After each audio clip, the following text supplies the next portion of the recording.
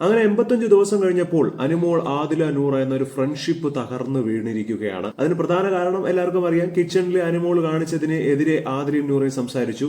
പക്ഷെ ഒരു കാര്യം അനുമോൾ കറക്റ്റ് ആയിട്ട് പറഞ്ഞു. പക്ഷെ അത് മനസ്സിലാക്കാൻ 85 ദിവസം വേണ്ടി വന്നു അനുമോക്ക്. അതായത് ഈ പറയുന്ന ആദിലയും നൂറയും അനുമോളുടെ കൂടെ നടന്നത് വോട്ടിന് വേണ്ടി മാത്രമാണ്. അത് സത്യമല്ലേ? സത്യമാണ്. കാര്യം ആദില നൂറ എന്ന് പറഞ്ഞ രണ്ട് മത്സരാർത്ഥി ആ ബിഗ് ബോസിനകത്ത് തുടക്കം മുതൽ എന്ത് ചെയ്തു എന്നറിയില്ല. ടിക്കറ്റ് ടു ഫിനാലയിൽ പല ടാസ്കും നൂറയൊക്കെ ജയിച്ചു. പക്ഷെ നൂറയെ ഒട്ടും ആക്റ്റീവ് അല്ലെന്ന് പറഞ്ഞ് ആ മത്സരാർത്ഥികൾ മുഴുവൻ നോമിനേറ്റ് ചെയ്തിട്ടുണ്ടായിരുന്നു. പിന്നെയാണ് ഇവർ പതുക്കെ കളം മാറ്റിയത്. അനുമോളുടെ അടുത്ത് ഭയങ്കര ഫ്രണ്ട്ഷിപ്പ് ക്രിയേറ്റ് ചെയ്യാൻ നോക്കി. അതിനുശേഷം അനുമോൾക്കിട്ട് തന്നെ പാര വയ്ക്കാൻ തുടങ്ങി.